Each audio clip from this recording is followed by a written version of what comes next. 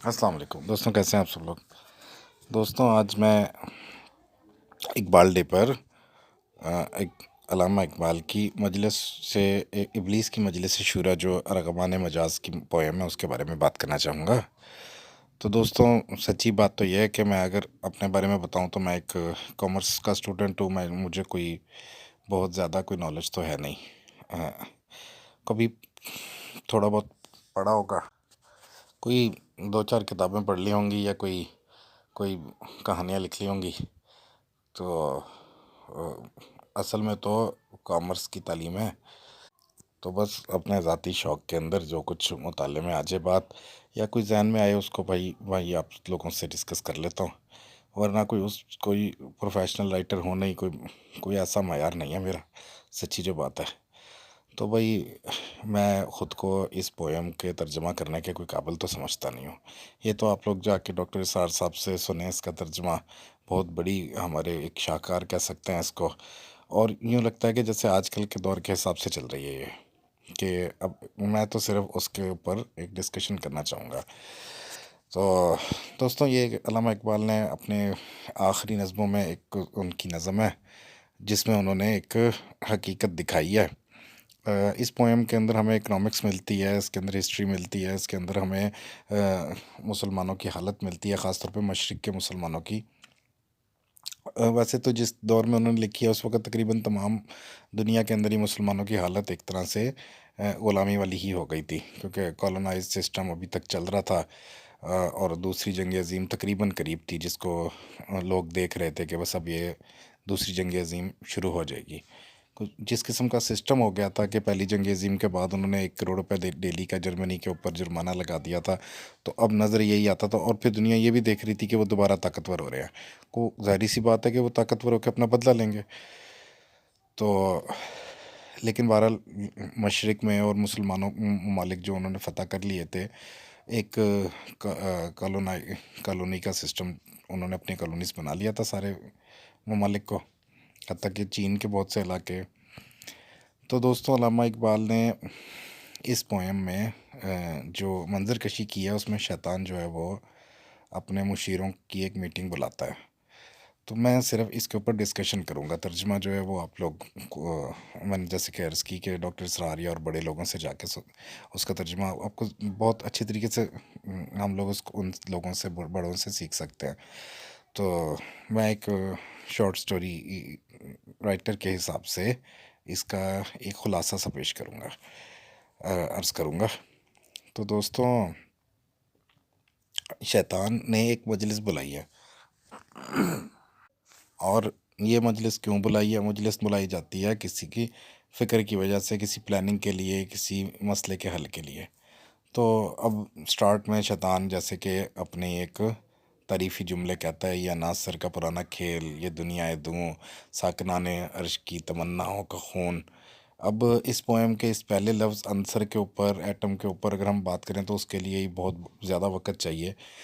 تو بہرحال وہ اپنی تعریف میں بہت سی باتیں کہتا ہے، جس کا خلاصہ یہ ہے کہ بھئی یہ سب کچھ جو نظام بھی میں نے قائم کیے ہیں اور انسانوں کو کس کس طریقے سے بھٹکایا ہے، کبھی عنصر کی جنگ میں لگایا، کبھی ان کو مادیت کے طرف ہمیشہ انسان کو لگائے رکھا، اور خاص طور پر ایک خاص طاقتور طبقے کو، امیر طبقے کو، فوجی طبقے کو، بڑے طبقے کو میں نے اس کام میں لگایا کہ بھی اصل چیز جو ہے وہ تو عنصر ہے، پیسہ ہی ہے، مادیت ہی ہے۔ اس کو جتنا زیادہ حاصل کرو گے اور زیادہ طاقت حاصل کرو گے اور زیادہ اس کو ترقی کرو گے۔ تو یہ تو بہت عرصے سے میں کرتا آ رہا ہوں کہ میں نے یورپ کے لوگوں کو حاکمیت کا ایک طریقہ سکھایا ہے، اس کا خواب کہ بھی پوری دنیا پہ تم حاکمیت کرو۔ پہلے برٹش اور فرینچ طاقتور تھے، انہوں نے بہت ساری کالونیز پہ قبضہ کیا، اور اس کے بعد پھر جرمنی طاقتور ہوا۔ انہوں نے کہا کہ اب ہم ان کو جو جیسے یہ لوگ قبضہ کر رہے ہیں ہم لوگ بھی پورے یورپ پہ، آخر کار پھر دیکھا دنیا نے کہ انہوں نے قبضہ کر لیا تھا۔ اور پھر شیطان یہ کہتا ہے کہ میں نے ناداروں کو یہ کہہ کے مطمئن کیا کہ بھی یہ تو تقدیر ہے، ہمت کوئی نہ کرو، کام کوئی نہ کرو، یہ تو بس تقدیر ہے، ہاتھ پہ ہاتھ رکھ کے دڑے بیٹھے رہو، اگر تم غلام ہو تو یہ تمہاری تقدیر ہے۔ بس یہ میں نے ان کو سکھا دیا، اور وہ اس میں خوش ہو گئے کہ بھئی تقدیر پہ راضی رہو۔ میں نے توڑا مسجد و کلیسا کا فسوں، تو کوئی دین بھی مطمئن نہیں کر سکتا اب ان کو. البتہ میں نے دین کی باتوں سے ہی ان کو مطمئن کر ڈالا ہے. ایسا میں نے ہیر پھیر کیا ہے اس کے اندر. اور میں نے منعم کو سرمایہ داری کا خواب دکھا دیا کہ جو خرچ کر سکتا تھا، جیسے کہ اسلام کے اندر زکوٰۃ ہے، تو میں نے خرچ کرنے والے کو اور مزید سرمایہ داری سے امیر ہونے کا خواب دکھا دیا. تو اب اس مجلس کے اندر سب جتنے بھی مشیر آئے ہوئے ہیں سب جانتے ہیں کہ کسی خاص کام کے لیے بلایا ہے، کسی نئے آرڈر کے لیے بلایا ہے. تو پہلا مشیر جو ہے وہ بڑے ادب سے بولتا ہے کہ بھئی یہ تو بڑا محکم ہے، یہ ابلیسی نظام جو ہے اس کی حق میں چھائی ہوئی ہے کہ غریبوں کو، ناداروں کو ہم نے ایسے سبق پڑھا رکھا، اور غلامی در غلامی کر کر کے ان کی فطرت ہی اب ایسی بن چکی ہے کہ یہ کوئی آواز نہیں بلند کر سکتے. اب ان کی فطرت کا تقاضا ہے نماز بے قیام، اور ان کے اندر اس غلامی، اس غریبی سے نکلنے کا کوئی جوش نہیں ہے، کوئی جذبہ نہیں ہے. اور اگر کبھی پیدا ہو بھی تو وہ کیا ہوگا کہ خود بخود ہی ختم ہو جائے گا، کیونکہ آگے طاقت اتنی بڑی ہے کہ یہ ان کو نظر آئے گا کہ ہم تو کچھ کر ہی نہیں سکتے ہیں. تو اب کیا ہوتا ہے کہ دوسرا مشیر بولتا ہے، وہ کہتا ہے کہ وہ پہلے مشیر سے مخاطب ہوتا ہے کہ ٹھیک ہے یہ باتیں تم صحیح کہہ رہے ہو، لیکن ایک مسئلہ ہے کہ جمہوری نظام آ گیا ہے. جمہوریت جو ہے یہ حاکمیت کو ختم کرتی جا رہی ہے اور بادشاہی نظام ختم ہو رہے ہیں. تو تم خبر نہیں ہے تمہیں اس کی؟ تو پہلا مشیر اس کے جواب میں کہتا ہے کہ مجھے پتہ ہے اس کہ کیا ہو رہا ہے، لیکن حقیقت بات یہ ہے کہ ہم نے خود پہنایا ہے شاہی کو جمہوریت کا لباس. تو آخرکار یہ بھی ہمارا ہی کارنامہ ہے کہ ہم نے دنیا کو بس یہ دکھانے کے لیے کہ بھئی جمہوریت آ گئی ہے، ایک بادشاہی نظام کو ہم نے ایک پردے میں رکھ دیا ہے، اور لوگوں کو لگتا ہے کہ جمہوریت ہے جمہوریت ہے، لیکن حقیقت میں طاقتور اور جو امیر لوگ ہیں وہی حکومت پہ قبضہ کرتے ہیں. اور یہ نہیں ہو سکتا کہ وہ جمہوری نظام جو ہے وہ بادشاہی نظام سے ہٹ کے ہو، کیونکہ جہاں پر پھر وہ آگے دوسرا مشیر یہ پہلا مشیر یہ سمجھاتا ہے اس کو کہ دیکھو بھائی، جہاں پر غریب کی زمین پہ نظر ہوگی، غریب کے محنت پہ نظر ہوگی کہ اس سے کام کرایا جائے، اس کو اس کا حق پورا نہ دیا جائے. جیسے آج کل ہوتا ہے کہ بھئی 12,000 میں، 15,000 میں 14 گھنٹے، 13 گھنٹے کام کروایا جاتا ہے. کہیں جا کے دیکھ لیں بازاروں میں، مارکیٹوں میں یہی کچھ ہو رہا ہے. اور اگر زمین کی بات کریں تو ایک مشہور واقعہ ہے امام ابو حنیفہ کا کہ انہوں نے انکار کر دیا کہ بھئی نہیں، کوئی بٹا بٹا کچھ نہیں، جو اگائے گا اسی کا ہوگی، جو محنت کرے گا بھی سارا مال اسی کا ہوگا. بٹا کیا چیز ہوتی ہے اور یہ رینٹ کیا چیز ہوتی ہے. بہرحال ذمہ دار جو ہیں، ذمہ داروں کے انکم جو ہے وہ ہاری کماتے ہیں. اب ذمہ دار اکیلا تو بہت بڑی زمین کاشت نہیں کر سکتا. تو اور جو ذمہ دار ہیں وہ خود پیر ہوتے ہیں بادشاہوں کے. ان کا ایک بڑا جو سورس آف انکم ہے وہ ان ذمہ داروں سے، زمینوں سے ان کو حاصل ہو رہا ہوتا ہے. 100 بوریوں پہ 10 نکال دو، لگان سسٹم آ گیا بعد میں، رینٹ سسٹم. تو وہی زیادہ زرخیز ہیں. اچھا، ایک بڑی سلجھے ہوئے انداز میں آتا ہے. یہ اکنامکس کا ایک لا ہے بڑا، رینٹ سسٹم، کہ وہ جو زیادہ زرخیز زمینیاں ان سے زیادہ لے لو، لوگ بڑے خوش ہو جاتے ہیں کہ ہاں بھئی ٹھیک ہے بھئی، ان سے کم زیادہ لگان ہے، ہماری کم انکم ہے، ہمارے سے کم لگان. لیکن امام ابو حنیفہ کو قید کر لیا گیا جب انہوں نے کہا کہ نہیں بھئی، جو اگائے گا سارا کا سارا اس کا ہوگا. تو بہرحال پھر ان کے ایک شاگرد کو جو کہ قاضی بنایا گیا اور پھر ان سے فتویٰ لیا گیا. اللہ معاف کرے، ہم فقہ کے بارے میں زیادہ بات نہیں کر سکتے ہیں، لیکن بہرحال فطرتاً جو ہے وہ انسان اس کو اچھا نہیں سمجھتا کہ محنت میں کروں، اگاؤں میں، راتوں کو 4 بجے اٹھ کے پانی میں لگاؤں، اور پھر آدھا فصل جو ہے وہ ذمہ دار لے جائے کہ بھی میری زمین میری زمین کرتا ہوا. تو یہ کوئی انصاف والا معاملہ لگتا نہیں ہے. اصولی طور پر تو یہ ہونا چاہیے جیسے حضرت عمر کا ایک اجتہاد تھا کہ ساری کی ساری زمینیں جو ہیں یہ مدینہ کے انڈر ہوں گی، کوئی بھی مالک نہیں ہے بھئی، جو ہوگا اور جو آپ کا شرعی لحاظ سے اس کا زکوٰۃ بنتی ہے، عشر بنتا ہے، وہ دیے جو بیت المال کو. بس یہ ایک فطری چیز لگتی ہے. اور اس کے بعد خدشہ دور کرنے کے لیے یہ کہتا ہے کہ دیکھو حج کا ہنگامہ اگر ہے تو کیا کند ہو کر رہ گئی مومن کی تیغ بے نیام۔ تو جتنا مرضی حج کرتے رہیں، یہ تو ان کے ہاتھ میں شمشیر تھی جب تک یہ دنیا پہ راج کرتے تھے، ترکی ان کے پاس تھا پورا کا پورا، اندلس یہ اسپین سارا کا سارا ان کے پاس تھا، اور مشرق میں پورا ہندوستان، پاکستان، بنگلہ دیش، یہ سب تاجکستان تک، اور غزنی اور ایران سب ان کے پاس تھا۔ تو لیکن جب ان کے ہاتھوں سے تلوار ختم ہوئی ہے، کند ہوئی ہے، تو اب یہ جتنے مرضی طواف کریں، حج کریں، تو ان کو حکومت تو مل نہیں سکتی ہے۔ تو یہ ہے ہمارا نظام، ہم نے یہ ایسا چکر چلایا ہے کہ یہ جو اللہ اللہ کرنے والے، یہ اللہ تعالیٰ کے جو مجاہدین تھے، تو پھر وہ کہتا ہے کہ اس وقت ہم نے ایسا کر دیا ہے کہ حرام ہو گیا ہے مسلمانوں کے اوپر جہاد، ایسا ان کو لگنے لگ گیا ہے۔ آج پاکستان میں 200 علماء کہتے ہیں کہ نہ کشمیر کا کوئی جہاد ہے، نہ فلسطین کا کوئی جہاد ہے، کوئی جہاد کوئی ہے ہی چیز نہیں۔ اللہ معافی کرے، میں علماء سے اختلاف نہیں رکھتا، ان کا فتویٰ ہے، ہمارے ملک میں ایک فتویٰ چل رہے ہیں۔ تو ہاں، یہ بھی تو واضح کریں کہ اگر کوئی ان لوگوں میں شامل ہو جائے ان کی مدد کرنے کے لیے، پھر اس جہاد ہے کہ نہیں ہے؟ تو اس بارے میں ہم کوئی بات نہیں کرتے کبھی بھی، اللہ معاف کرے جی۔ یعنی کہ میں دلی طور پر، ذہنی طور پر یہ سمجھ لیتا ہوں کہ بھی میں غزہ کے لوگوں کے ساتھ ہوں، میں کشمیر کے لوگوں کے ساتھ ہوں، تو آ، پھر میری کیا شرعی حیثیت ہوگی میرے جہاد کی؟ اس بارے میں اگر کبھی کوئی علماء بات کریں یا کوئی فتویٰ آئے، تو پھر ہم اس کو سوچیں گے کہ کیا ہے، پوری قوم کو سوچنا چاہیے کہ جہاد کیسے ہوگا، کیسے ہم جہاد کر سکتے ہیں اس دور میں۔ جہاد بے نفس سے ہٹ کے میں قتال والے جہاد کی بات کر رہا ہوں دوستوں۔ اب تیسرا مشیر انٹر ہوتا ہے، تیسرا مشیر، یا مشیر آپس میں باتیں کر رہے ہیں، وہ یہ جاننے کی کوشش کر رہے ہیں کہ شیطان پریشان کیوں ہے، اس نے یہ مجلس بلا کیوں لی ہے، دنیا میں کیا ایسا ہمارے سے کیا غلطی ہو رہی ہے۔ تو تیسرا مشیر کہتا ہے کہ اگر روح سلطانی باقی رہے تو کیا، اور اس یہودی کی شرارت کا کیا؟ اب یہودی کون ہے؟ یہ ہے کارل مارکس۔ رشیا، اس کے بعد چائنا، یعنی جب کمیونزم پھیلا ہے تو تقریباً کوئی 50 ملکوں نے یہ ڈکلیئر کر دیا تھا کہ ہم بھی یہ تو بہت اچھا نظام ہے بھائی، برابری کا نظام۔ لیکن بہرحال ایلن گراڈ نے کیا کیا تھا کہ کمیٹی کا لفظ لے آیا، وہ ایک ظاہری سی بات ہے کہ ایک ڈکٹیٹرشپ آ گئی اس کے اندر، اور پھر وہ کمیٹی چلا رہی ہے۔ تو اصل نظام تو وہ کارل مارکس والا جو ڈاس کیپیٹل کا اس کا ایک تصور ہے کہ سوشل اکانومی اور برابر کے حقوق جو ہیں، برابر کے حقوق اگر مل جاتے ہیں جیسے کہ اسلام دیتا ہے یا اور مذاہب ابراہیمی دین کے کوئی اگر دیتے ہیں، تو اگر برابری کے حقوق مل جاتے ہیں، پھر تو یہ نفرت، فساد، کینہ، یہ ساری چیزیں خود بخود ختم ہو جائیں گی۔ شیطان وار کہاں سے کرے گا؟ تو یہ حسد وغیرہ تو پیدا ہی جب ہوتے ہیں کہ جب ایک کے پاس ہو، ایک کے پاس نہ ہو۔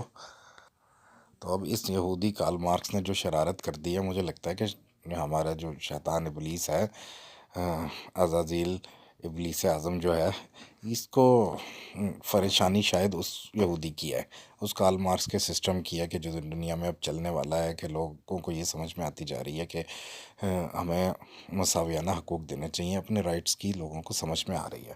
اور اب وہ تیسرا تعریف کرتا ہے کہ وہ نبی نہیں ہے، لیکن وہ انسانوں کو اچھے علوم لے کے، نبیوں کے علوم لے کے اس نے ایک کتاب لکھ دی ہے اس کی، تو علامہ اقبال کہتے ہیں بغلدارت کتاب، وہ کتاب کیا ہے؟ DOS capital. ویسے دوستوں، جیسے کہ میں نے عرض کیا کہ میں اکنامکس کو جانتا ہوں، تو یہ جو کیپٹل سسٹم ہے، اس کے اوپر بھی بہت بڑی بڑی تنقیدیں ہوتی ہیں۔ سرمایہ دارانہ نظام، سرمایہ دارانہ نظام ایک نیچرل پروسیس ہے جو دنیا بننے کے ساتھ سے ہی شروع ہو گیا۔ تو مسئلہ اس وقت آتا ہے کہ جب ایک ہوتا ہے invisible hand, invisible hand economics کی ایک معیشت کے اندر ایک چھپی ہوئی طاقت ہے جو خود بخود اس کے سرکل کو تیز کر رہی ہوتی ہے۔ اب اس انویزیبل ہینڈ پر مونوپلسٹکس کا، مونوپلی کا، کمپلیٹ والوں کا ہولڈ ہو جائے، اور سب سے بری بات یہ ہے کہ گورنمنٹ کا ہولڈ ہو جائے اس ہاتھ کے کو کیپچر کر تو اس کے اوپر ہم پھر کبھی تفصیلی بات کریں گے، اس وقت ہمارا یہ موضوع نہیں ہے۔ تو کارل مارکس نے کیا کیا ہے کہ اس نے ایک सोशल इकोनॉमी की तरफ लोगों को की तवज्जो दिलाई है कि आप इस तरीके से भी तो अपनी इकोनॉमी चला सकते हो, तो जिससे अवाम खुशहाल होगी।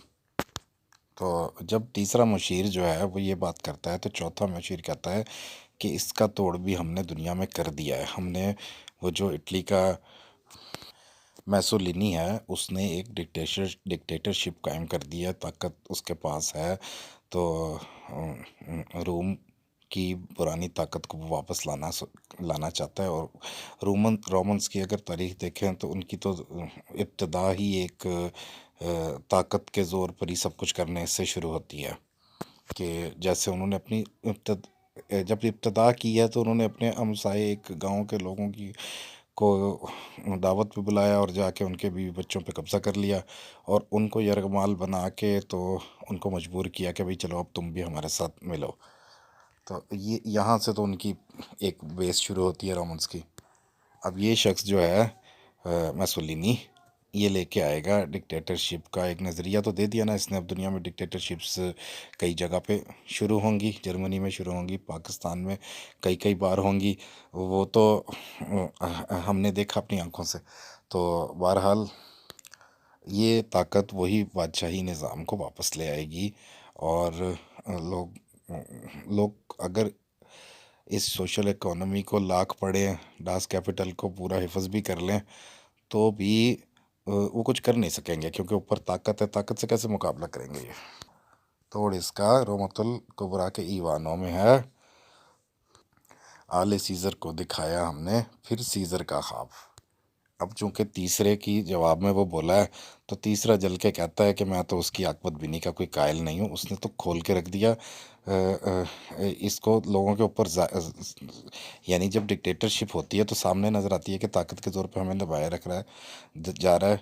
तो ये तो हमारा जो चलाया हुआ एक निज़ाम है या फिर हमारी जमहूरियत का, तो उसको भी लोग डिक्टेटरशिप समझेंगे। तो ये कैसा, इसने मैसोलिनी ने क्या किया ये? तो वो उसके जवाब में चौथे के जवाब में तीसरा दोबारा से बोलता है। तो अब आखिरकार पांचवा जो है, इन सब की बातें सुनने के बाद इब्लीस से मुखातब होके कहता है कि तेरे सोज़ नफ्स से ये कालम आलम इस्तवार है कि इतनी मेहनत की है हमने अपने इस निज़ाम को कायम करने के लिए, लेकिन अब फ़रंग के सायरों पे हमें एतबार नहीं रहा है। तो क्योंकि ये यहूदी जो है ना, ये कार्ल मार्क्स, इसकी बातें लोगों को समझ में आ गई हैं। तो वो कुछ दिन पहले ना दोस्तों, एक दोस्त बता रहे कि आजकल ना एक ट्रेंड बना हुआ है कि यूनिवर्सिटी के बच्चे इकट्ठे होकर बैठते हैं और वो कार्ल मार्क्स की बातें कर रहे होते हैं, कम्युनिज्म की बातें कर रहे होते हैं, सोशल इकोनॉमी की बातें कर रहे होते हैं।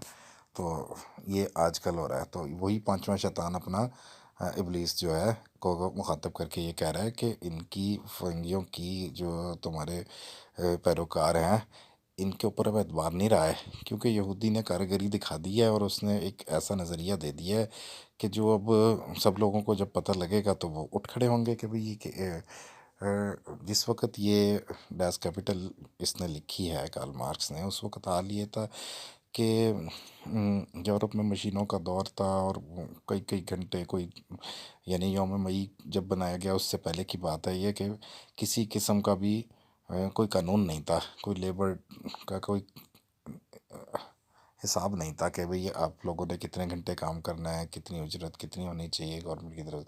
बस एक गुलामों की तरह उनसे काम लिया जाता था। और उसके बाद फिर जब यूरोप के मज़दूरों ने एहतजाज शुरू किए हैं, तो वो फिर गवर्नमेंट मजबूर होकर गवर्नमेंट्स ने उनके कवानीन बनाए। उसको हम यौम मई कहते हैं कि इस दिन जो है ये एहतजाज हुआ था, और उसके बाद फिर कुछ थोड़े बहुत हकूक़ जो है मिलना शुरू हो गए थे।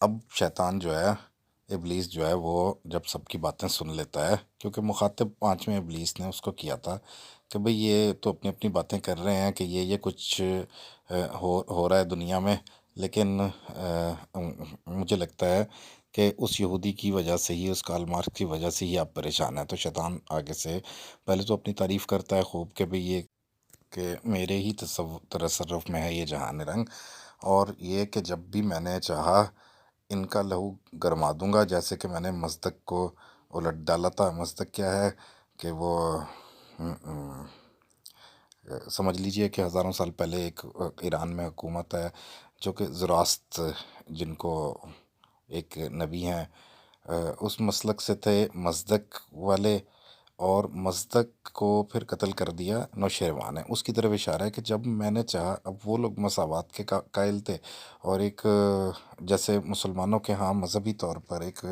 مساوات کا حکم ہے، وہ اس مذہب کو بھی اسلام سے قریب تر مذہب مانا جاتا ہے۔ تو بہرحال جس طرح سے نوشیروان نے اس کو قتل کر دیا تھا، اور اس کے بعد پھر ان کا فارسی مذہب شروع ہو جاتا ہے وہاں سے۔ تو جب میرا جی چاہا میں ایک چنگاری لگاؤں گا ان کے دل میں، اور دوسری جنگ عظیم شروع کروا دوں گا ان کے درمیان۔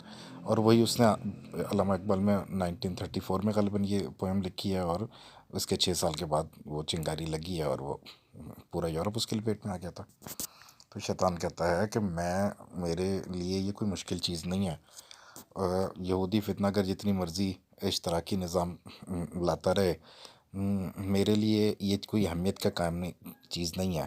اب شیطان اپنی اصل پریشانی بتاتا ہے کہ خطرہ تو مجھے اس قوم سے ہے کہ جن کے آتش جو ہے خاکستر ہو چکی ہے، اور اس خاص خاکستر میں بھی ہے شرار آرزو۔ تو علامہ اقبال کہتے ہیں کہ یہ زمین اللہ کی ہے، بادشاہوں کی نہیں ہے۔ اور کہیں یہ مسلمان جو اب علم ان کو مل رہا ہے، ان کو کہیں اپنے پیغمبر کا، اپنے دین کا علم نہ مل جائے۔ اور وہ علم کیا ہے کہ سب کچھ ہم نے خود اپنی جیب میں نہیں رکھنا، بلکہ اس کو ہم نے بانٹنا ہے، ہم نے اس کو تقسیم بھی کرنا ہے، ایک دوسرے میں پھیلانا ہے، ضرورت مند کی مدد بھی کرنی ہے۔ یہ چیز ہر نفس ڈرتا ہوں اس مسلمانوں کی اس بیداری کے خوف سے، ہر نفس ڈرتا ہوں اس امت کی بیداری سے میں۔ تو اب کیا کرتا ہے وہ؟ تو سب سے بڑا خطرہ مجھے کوئی یورپ والوں سے نہیں ہے، فرنگوں سے نہیں، فرنگیوں سے نہیں ہے، کسی سے کوئی نہ یہودیوں سے ہے، ان کے علم سے ہے، مجھے کسی چیز سے کوئی خطرہ نہیں۔ خطرہ ہے تو مسلمانوں کے پیار محبت آپس میں ایک دوسرے کا، میں تو ان کا سکون خراب کرنا چاہتا ہوں، ان میں لڑائیاں کرانا چاہتا ہوں۔ اگر یہ بیدار ہو گئے تو یہ ایک ایسا معاشرہ پیدا کر دیں گے کہ جو شیطانیت کے خلاف ہوگا، اور یہ تو پیار محبت سے رہنے والے بن جائیں گے۔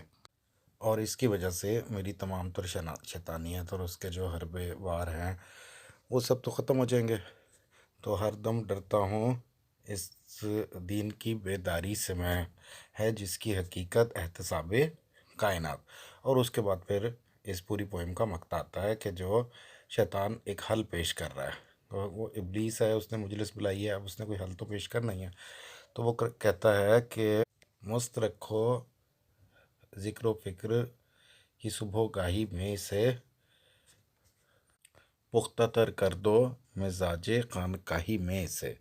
تو بس یہ صرف اللہ اللہ میں لگے رہیں، خانقاہی نظام کے اندر لگے رہیں، اور اسی چیز کو جو ہے اپنا مقصد بنائیں، اور بیدار نہ ہوں اور حقیقت کو نہ جانیں۔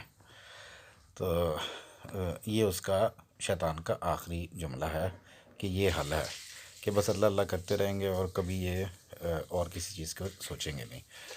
تو دوستوں، اس آخری مقطعے کے اس شعر کو بہت زیادہ تنقید ہوئی کہ بھئی یہ کیا، بھئی اللہ اللہ سے دور کر رہے ہو ہمیں، اور خانقاہوں سے دور کر رہے ہو، اور یہ کیسی بات کہہ دی علامہ اقبال نے۔ بہت تنقید ہوئی ہے اس کے اوپر۔ تو میں سمجھتا ہوں کہ ہمارے سمجھنے کی غلطی ہوئی۔ ہمارے ایک ٹیچر تھے، وہ بھی بھئی یہ ملازم ٹھیک نہیں ہے، یہ ٹھیک نہیں ہے، اس طرح کی باتیں چلتی رہتی ہیں۔ تو اس کا آخر حل کیا ہے؟ یہ بات تو اگر دیکھا جائے تو یہ شیطان کی طرف سے ہوئی ہے کہ میرا یہ طریقہ ہے کہ ان کو ہٹا دو اس چیز سے۔